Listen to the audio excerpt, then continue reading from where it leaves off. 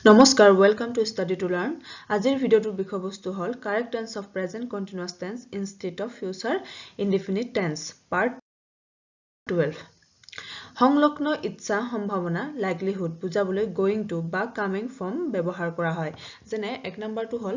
I go to Guwahati tomorrow ইয়াতে যেটো tomorrow শব্দ আছে সেই tomorrow শব্দটো আমি দেখিলে গম পাম যে এই শব্দটোৱে future indefinite tense ক ইন্ডিকেট কৰিছে কিন্তু যদিও ইয়াতে tomorrow শব্দটো future indefinite tense ইন্ডিকেট কৰিছে বা বুজাইছে বা হুচাইছে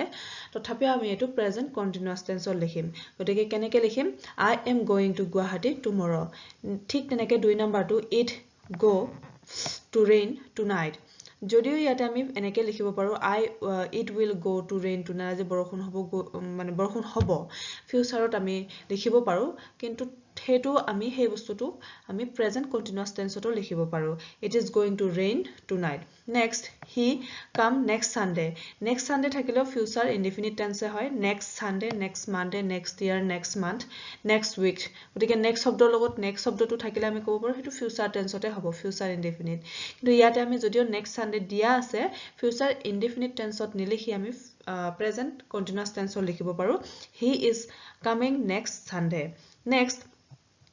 I go to open the door মই দুৱাৰখন খুলিব গৈ আছো বা মই দুৱাৰখন খুলিম I will go to open the door এনেকৈ লিখিব পাৰো কিন্তু ইয়াতে আমি নিলিখো তেনেকৈ I am going to open the door ইয়াতে আসলতে কোনো এটা শব্দ নাই যেটো শব্দ দেখি আমি ক'ব পাৰো যে সেন্টেন্সটো ফিউচাৰ ইনডিফিনিট টেন্সত আছে গতিকে এনেকুৱা কোনো শব্দ নাই এই 4 number সেন্টেন্সত I go to open the door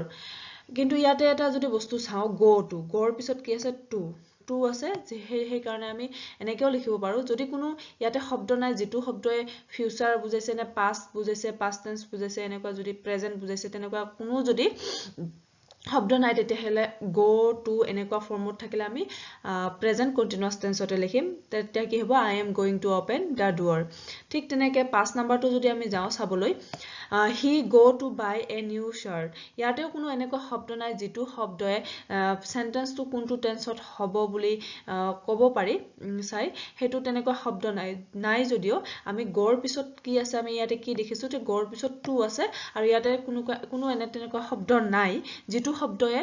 সেন্টেন্সটো কোনটো টেন্সত হ'ব বুলি এটা কনফাৰ্ম কৰে গতিকে যেহেতু নাই হেতু আমি কি লিখিম